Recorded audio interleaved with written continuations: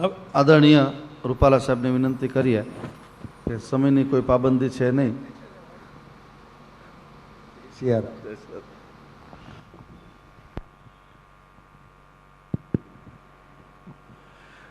પરમ શ્રદ્ધેય બાપુ વ્યાસાસને બિરાજે છે. વ્યાસ ગાદીને મારા પ્રણામ. આખા એ દેશમાં હું ફર્યો છું બાપુ આપના આશીર્વાદથી, પણ ક્યાંય મોટું મંદિર નથી.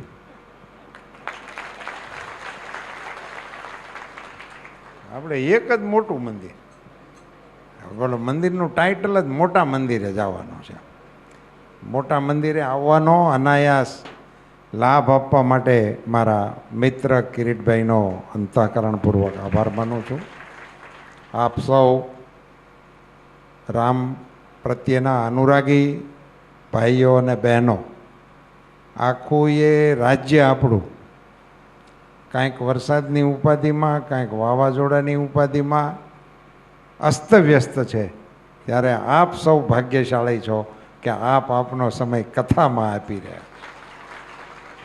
અમારા નગરપાલિકાના પ્રમુખ, પાર્ટીના પ્રમુખ, સૌ આગેવાનો, સૌને મારા હેતપૂર્વકના રામ રામ. બાપુ, મારે અહીંયા ભાષણ કરવાનું હોય નહીં, કારણ કે મંચ આપનો છે, વ્યાસપીઠ છે, એની મર્યાદાઓ હું થોડી ઘણી સમજું, એટલે બને ત્યાં સુધી હું ટાળતો હોઉં છું. હવે આપે આજ્ઞા કરી ને ઊભો ન થાવ તો એ બીજો ગુનો બને, એટલે અહીંયા ઊભો થયો છું. રામકથા એક એવું સુંદર મજાનું સાધન તુલસીદાસજી આપણને આપીને ગયા છે વારસામાં.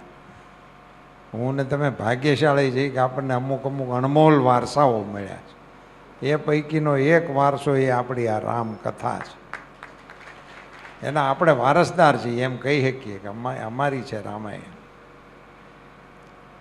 એમાં જે વર્ણન થયા છે, અહીંયા હું આવ્યો ત્યારે બાપજી જયંતનો પ્રસંગ કહેતા હતા અને નહોતા માનતા ને એવી વાત હાલતી હતી. મને એના ઉપરથી બાપુ એક વાત યાદ આવી. બે પ્રસંગ મારા મનમાં રમે છે, તમારી સાથે શેર કરું સૌ ભાવિકજનોની વચ્ચે. મને એક તો બાપુ તુલસીદાસજીની વ્યાખ્યાઓ બહુ ગમે. માનસમાં જે એમણે વ્યાખ્યાઓ બનાવી છે, ઉપમા આપી હોય તો વાંચવાનો થોડો ઘણો શોખ, એટલે વાંચતો ઘણા બધા ઉત્તમ પ્રકારના લેખકોને મેં વાંચ્યા હોય, પણ તુલસીદાસજી જેવું વર્ણન કરે પછી આડો આંક એમ આપણે કહી શકીએ, એનીથી આગળ વર્ણન થઈ ન શકે એવા અસંખ્ય ઉદાહરણો છે.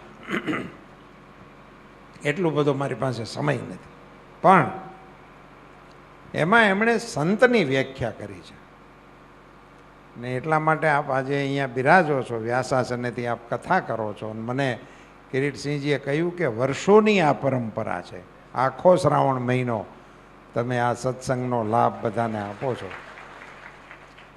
આજે હું ભાગ્યશાળી છું કે હું એ સત્સંગના મંચ સાથે આપના દર્શન કરવા માટે આવી શક્યો અને આવા સુંદર ભક્તોના દર્શન કર્યા.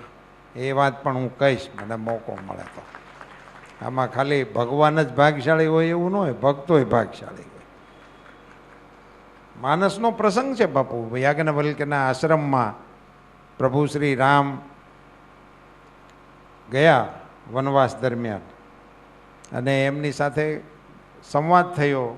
એટલે રામકથાનો પ્રારંભ માટે પણ એ વાત છે કે યાજ્ઞવલ્ક્ય અને ભરદ્વાજજીનો સંવાદ એ પણ રામકથાનું એક કારણ છે. જે 3-4 કથાઓ હાલે છે એમાંની એક કથા એ યાજ્ઞવલ્ક્ય અને ભરદ્વાજ મુનિની વચ્ચેનો સંવાદ છે. એમાં એ વખતે એમણે પૂછેલું કે પ્રભુ, અમારા કોઈ એવા સત્કર્મો હશે હજારો વર્ષના, એને કારણે આપના દર્શન અમને થયા.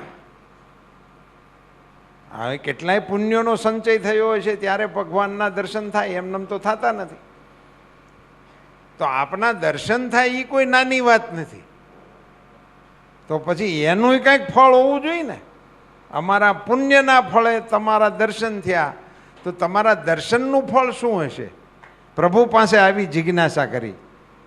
એનો જવાબ આપતા પ્રભુ શ્રી રામે એવું કહ્યું છે કે બ્રહ્મના દર્શન થાય કોઈ પણને તો એનું ફળ શાસ્ત્રોમાં એવું લખ્યું છે, પછી તમને સાચા સંતના દર્શન થાય.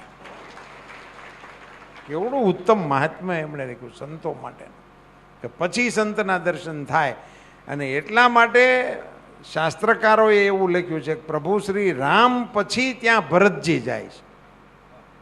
એ જ જગ્યાએ ભરતજી પણ જાય છે. પછી રામને મળવા માટે નીકળ્યા ત્યારે એ ફરીથી એ આશ્રમમાં જાય છે. ત્યારે આ પ્રભુ શ્રી રામે એમ કહ્યું હતું કે તમને સાચા સંતના દર્શન થશે. એટલે ભરતની સંતની વ્યાખ્યા પણ પ્રશ્ન કરી ભગવાને. આવી સુંદર કથાનું નિરૂપણ થાય, પણ ન માનવાનું જેના ભાગ્યમાં લખ્યું હોય ને એ ન જ માની શકે. ને મૂળાના ભાગમાં મીઠું જ હોય, ગમે એવો સારો હોય તો એ ખાંડ હારે ન ખવાય.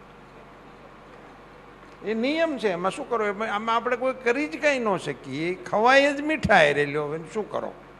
એટલે જેના ભાગ્યમાં જે સમયે જે લખ્યું તે તે સમયે તે જ પહોંચે.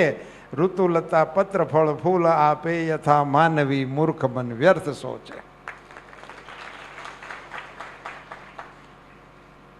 નાના નાના પાત્રો તો બાપુ સમજ્યા, પણ માયા કેવી પ્રબળ હોય અને માયાનું પ્રાબલ્ય એટલે શું એને માટેનું ઉત્તમ ઉદાહરણ મને જે લાગે, જગતજનની જગદંબા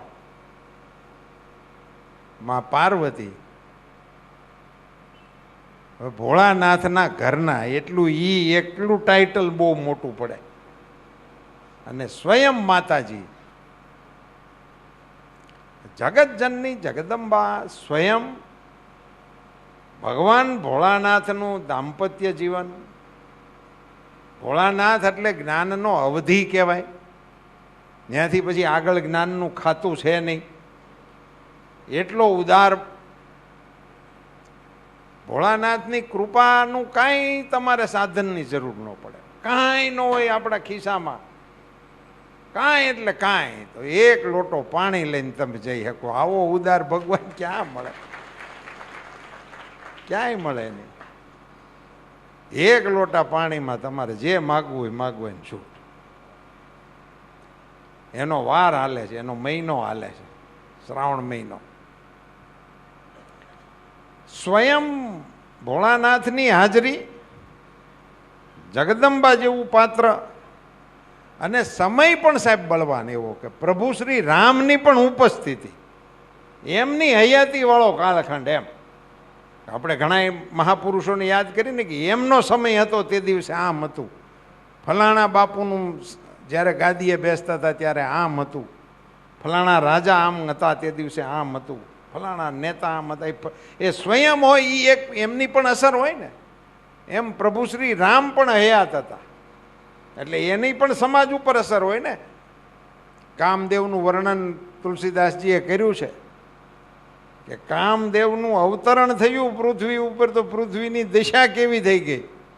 બ્રહ્મમય જે લોકોને સૃષ્ટિ દેખાતી હતી, જેને સૃષ્ટિ બ્રહ્મમય દેખાતી હતી, જે આખું જગત સિયારામમય જગ સબ જગ જાની માનવાવાળા જે હતા, એ પુરુષોને આખી દુનિયા સ્ત્રીમય દેખાવા માંડી.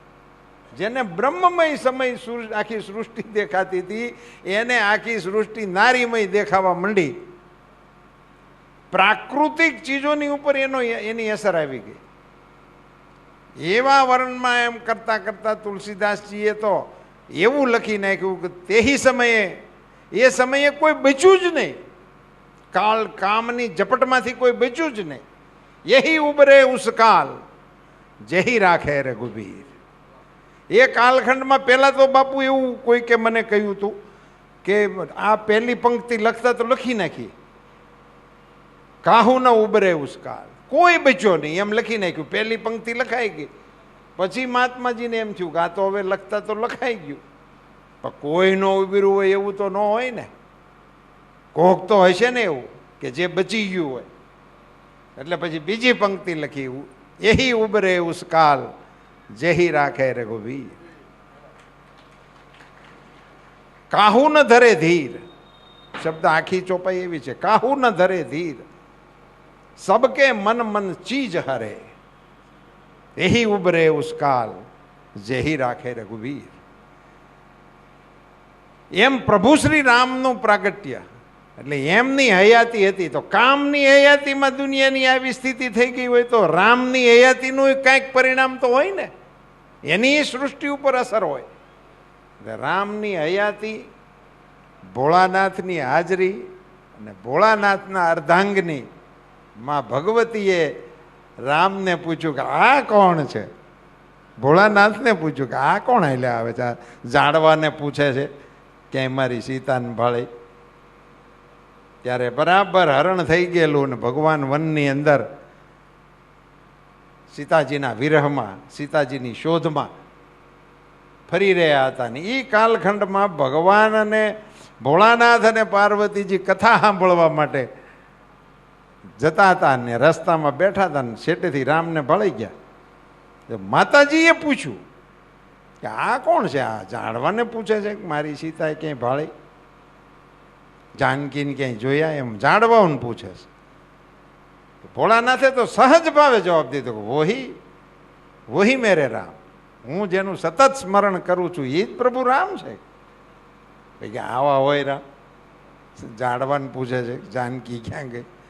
એ તમે આવું હાવ હાકો છો પ્રભુ? મારે ખાલી એટલું જ કહેવું છે કે જો જગતજનની જગદંબા એને એવું થતું હોય ને એ કાળમાં જ્યારે રામ હયાત હતા, રામ હામાં હતા, બાજુમાં ભોળાનાથ હતા, એ વખતે એના મનમાં શંકા થતી હોય બાપુ તો અહીંયા હું કહેતો હો, તમે કહેતા હો, ગામવાળા આડા ફરે તો આપણે એને ક્યાં બાજવા જવું? એ તેદી નહોતા માન્યા, તેદી નો માન્યા, અને 9 મહિને જ્યાં સુધી તો વાત નહીં, તમારી જ વાતમાં એમ આવ્યું કે 9 મહિના હોત તો કાંઈ વાંધો નહોતો, શાંતિથી પતી ગયું હોત એમ, પણ માતાજીએ કસોટી કરવાનું નક્કી કર્યું અને કસોટી કરી અને ટેકનિક કરી છે તુલસીદાસજીએ। ભાષા ઉપર તુલસીદાસજીનું જે કમાન્ડ હશે પ્રભુની કૃપાથી, કેવો કમાન્ડ એમ! માતાજીએ સીતાજીનું સ્વરૂપ ધારણ કર્યું, અરે રામનું સીતાજીનું સ્વરૂપ ધારણ કરી અને પ્રભુ શ્રી રામની હામાં ઉભા રહ્યા। પાર્વતીજી રામ તો ઓળખી ગયા કે બા છે, હવે સીતાજીના સ્વરૂપમાં છે એટલે તો કશું કઈ બોલાય નહીં, વિવેક સભર વાતો કરવી પડે ને વાતમાં ક્યાંક ભૂલ પડે તો બહુ મોટું થઈ જાય। અને માતાજીએ અક્ષમ્ય અપરાધ કરી નાખ્યો, સીતાજીનું સ્વરૂપ લઈને સામે ઉભા રહ્યા, પણ તુલસીદાસજીએ ત્યાં જે લેખનની ને કાવ્યની ને ભાષાની જે મર્યાદાઓ જાળવી છે એટલા માટે એક વખત તુલસીદાસજી મહારાજની જય બોલાવો। તુલસીદાસ મહારાજ! હવે ત્યાં દેવી નો કહી શકાય, કારણ કે માં છે, એને તો કાંઈ દેવી ન કહેવાય, આપણે કાંઈ ઘેરે જઈને બાન ન કહેવાય, દેવી શ્રી કેમ છો એમ બાન ન કહેવાય। અજાણ્યા હોય તો આપણે કહીએ સજ્જનો, સન્નારીઓ એમ બોલાય, પણ બાની સામે એમ ન કહેવાય સન્નારી, એમ બાને બા જ કહેવા પડે।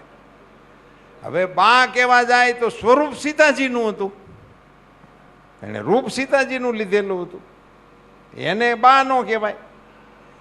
કશું બોલાય તો ભૂલ કેવડી પડે, એને બદલે તુલસીદાસજીની કમાલ જુઓ। ત્યાં તુલસીદાસજીએ માતાજીની સામે સંવાદ કરતા એવું લખી નાખ્યું કે મારા પિતાજી શું કરે છે? કશું સંબોધન જ ન કર્યું, માતાજીને કાંઈ કીધું જ નહીં, એને માતાજીને સંબોધન જ ન કર્યું, દેવી કે કશું આમ તેમ કશું જ નહીં। પ્રશ્ન પૂછ્યો સીધો કે મારા પિતાજી શું કરે છે? એટલે બધું આવી ગયું। એટલે માતાજીને ખબર પડી ગઈ કે આપણા અહીંયા રોલ ખુલ્લો પડી ગયો છે, આ તો ઓળખી ગયા। અને પિતાજી શું કરે છે એમ ખબર, એમ પૂછ્યું એટલે ટાઇટલે મળી ગયું, બાજ કહેવાય। મારા બાપુજી શું કરે છે એમ પૂછો એટલે તો ખ્યાલ જ આવી ગયો કે એમને તમે બાપુજી કીધા તમે બાજ થાવ. તો આપણી ગુજરાતી ભાષાની મીઠાઈ જ છે ને. આપણી ભાષામાં આ બધી વ્યવસ્થા છે, બીજી ભાષામાં નથી. એ અહીંયા આજે નથી રજૂ કરવી, ફરી ક્યારેક કોઈ બીજા પ્રસંગે ભાષા ઉપર બોલતો ત્યારે કરીશ. પણ પ્રભુ શ્રી રામની હયાતીમાં ભગવાન ભોળાનાથ તો એવડું મોટું પાત્ર હતું કે એમનેમ ભોળાનાથ કે તો માનવું જોઈએ, અને બીજાએ એમનેમ માનવું જોઈએ. આ તો અર્ધાંગના હતા એટલે એણે તો અધિકારપૂર્વક પણ માનવું પડે કે ભાઈ ભોળાનાથ કે છે માની લ્યો, પણ નથી માનતા ને, ટાણે પ્રોબ્લેમ છે.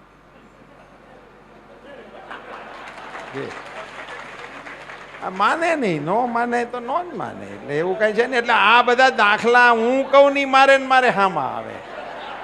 આ બધા અંદરથી શાસ્ત્રોમાં ન ખબર હોય એને ખબર પડે કે આ તેદી નહોતા મહેનત. હવે હું તમે તમારું ન માનો.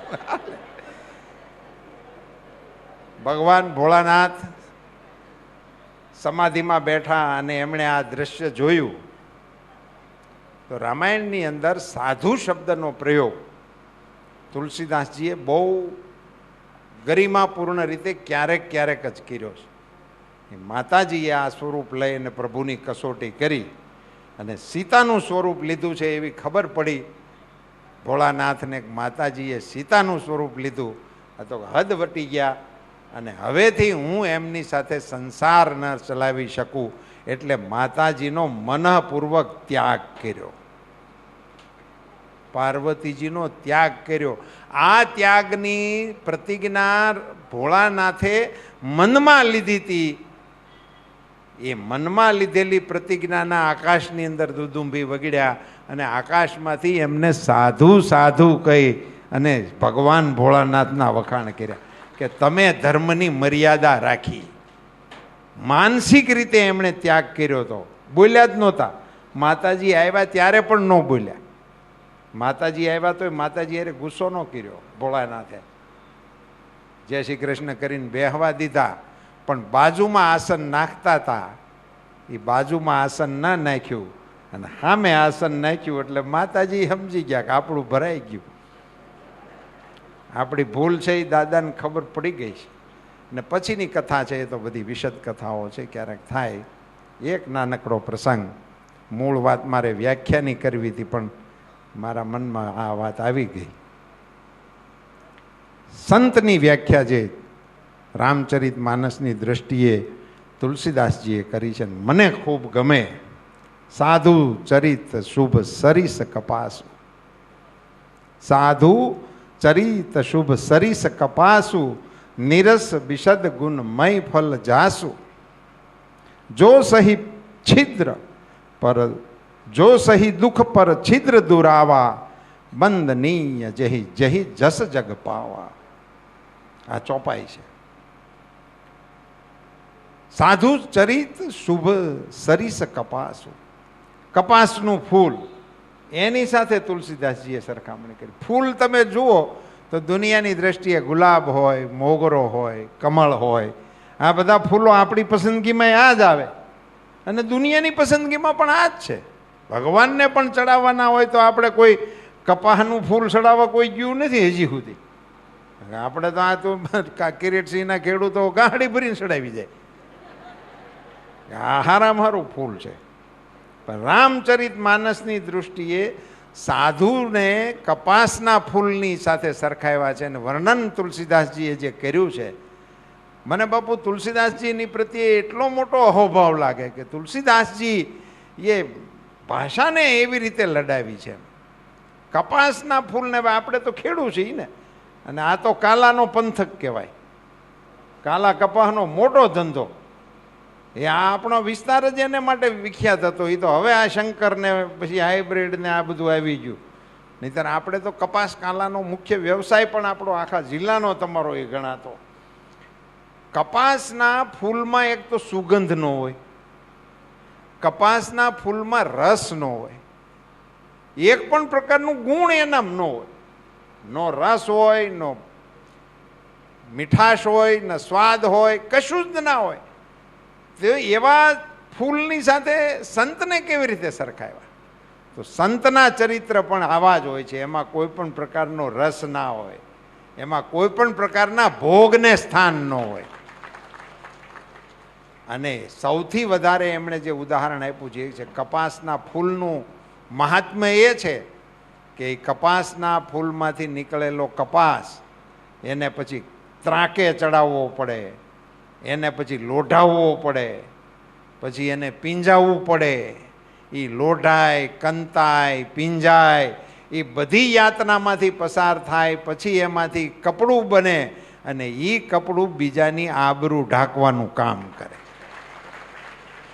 આ સંતોના સ્વભાવ છે કે અસંખ્ય તાપને સહન કરીને બીજાના છિદ્રને. બાપુ કહેતા હતા, બહુ સરસ વાત હતી કે કોઈ તમને આશરો ના આપે.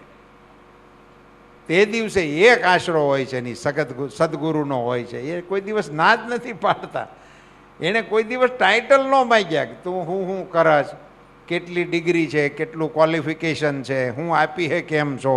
એવા માર્કેટેબલ ગુરુઓ ઘણા છે, પણ એ ભારતીય સંતની વ્યાખ્યામાં નથી આવતા. સંતોએ તો ના પાડી, નામ પૂછ્યું નથી, જાત પૂછી નથી અને આશરા આપ્યા. અમારી અમરેલીની ઘટના મને યાદ આવે. વહેલી સવારની 4:30-5 વાગ્યાના ટાઈમે મહાત્માજી નીકળ્યા. મૂળદાસજી વાટે ને ઘાટે વિલંબ નવ કીજીએ.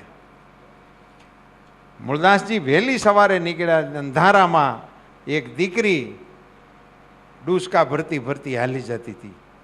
બેટા કેમ? કૂવાને કાંઠે પોગી ગયેલી. આપઘાત કરવો છે. અરે બેટા, આપઘાત કરાય? તમે આપઘાત શબ્દ કર્યો બોલ્યા કે અત્યારના નવી પેઢી આ જરાય નથી સહન કરતી અને આપઘાત કરે છે. એ દીકરી આપઘાત કરવા માટે નીકળી હતી. બાપુએ આગ્રહ કર્યો, બેટા આપઘાત ન કરાય, શું કારણ છે? તો કે મારા પેટમાં પાપ છે. તો કેવું તો હાલ્યા રાખે બેટા, ભૂલ ચૂક થયા રાખે, સમાજમાં છીએ, થઈ જાય ભૂલો. તેમાં આપઘાત કરવાનું શું કારણ છે? તો કે એના બાપનું નામ હું આપી શકું એમ નથી સમાજને, એટલા માટે આપઘાત કરવો છે. ને એના બાપનું નામ આપી દઈએ તો કે તો કાંઈ મરવાની જરૂર નથી. તો કે આપી દે. અને બાપનું નામ મૂળદાસ હતો. કલ્પના કરો તમે, મારા દેશનો સાધુ. તારા પાપના બાપનું નામ મૂળદાસ છે એવું કહેવાની ક્ષમતા એ મારા દેશનો સાધુ બતાડી શકે, બીજો કોઈ ન બતાડી શકે. કાંઈ એની યારે એને કોઈ ઓળખાણ નહોતી, નાતનો નેડો નહોતો, ખબરે કશી નહોતી. અને આવડું મોટું આળ, પાછું હા નાનું મોટું કાંઈક હોય તો સમજ્યા, આવડું મોટું આળ એમણે પોતાની માથે લીધું. ને દીકરી હસતી હસતી વહી ગઈ. ને એ ભોળી હોય, હું તો એવું માનું છું દીકરી ભોળી છે, નહીંતર આવું કહેવાય પણ નહીં. અને એણે કહી દીધું ઘેરે જઈને કે મારા આ પાપ મૂળદાસનું છે. એટલે એ ચોખ્ખી થઈ ગઈ. પણ સાહેબ, અમરેલીમાંથી મૂળદાસજીને ગધેડા ઉપર બેહીને ગામ બારા કાઢ્યા હો. એ આપણી આ જનતા મૂળદાસજીને ગામમાંથી કાઢી મૂક્યા. મહાત્મા મૂળદાસ આવા તપસ્વી સંતો, એટલે તુલસીદાસજીએ વ્યાખ્યામાં લખ્યું છે, સાધુ ચરિત શુભ સરીસ કપાસુ. બીજાના દોષને ઢાંકવાનું કામ કરે એ આ દેશનો સાધુ. એ રામચરિત માનસની દૃષ્ટિએ સાધુતાની એ વ્યાખ્યા છે. વર્તમાન સમયની અંદર પણ બાપુ, મારે બહુ વિનમ્રતાપૂર્વક કહેવું છે કે સનાતન સંસ્કૃતિની સામે જે પ્રશ્નો ઊભા થયા છે એની સુરક્ષા કરવા માટે સંતોએ, સમાજે નાના મોટા વાળાના ભેદભાવોને દૂર કરીને સનાતન સંસ્કૃતિની રક્ષા માટે જીવવું પડશે અને મરવું પણ પડશે. એ પ્રકારની પ્રવૃત્તિઓ આપણે કરવી પડશે, એને સમજીને ચાલવું પડશે. એ સ્થિતિ અત્યારે ચાલી રહી છે. એમાં આપ જેવા સંતોના આશીર્વાદ સમાજ જીવનને પ્રાપ્ત થઈ રહ્યા છે. સેવાના ધૂણી ધખાવીને બેઠેલા આવા સંતોને કારણે આજે પણ સમાજ જીવન ઉપર, સનાતન સંસ્કૃતિની ઉપર શ્રદ્ધા ટકી રહી છે. આ વરસાદમાં તમારે ક્યાં ખેતરના દાડિયા કામ કર્યા વગરના રહી જાય છે? તમારું કોઈ ખેતર નીંદ્યા વગરનું, લેણ્યા વગરનું નથી રહી જતું. પણ કોઈના દીકરા ખાધા વગરના ન રહી જાય એનું કામ તમારી સંસ્થા વતી આપ કરી રહ્યા છો. સમાજ વતી હું આપને અભિનંદન આપું છું ને આપની આ સેવાને આ ઠાકોરજી ક્યારેય ન રોકાવા દે એવી એમના ચરણોમાં પ્રાર્થના કરું છું. આપ સૌ ભાગ્યશાળી છો કે બાપુના શ્રી મુખેથી શ્રાવણ મહિનાની અંદર રામકથા સાંભળવાનું સૌભાગ્ય આપ સૌને પ્રાપ્ત થયું છે. આપ સૌના દર્શન કરીને હું પણ ભાગ્યશાળી થયો છું એમ મારી જાતને કહી શકું. ભોળાનાથના ચરણોમાં પ્રાર્થના. બાપુની કથામાં આવું વ્યવધાન આપની આજ્ઞાથી કર્યું છે એટલે આપ ક્ષમ્ય ગણશો. નમ પાર્વતી પતિ હાર હાર મહાદેવ. જય સિયારામ.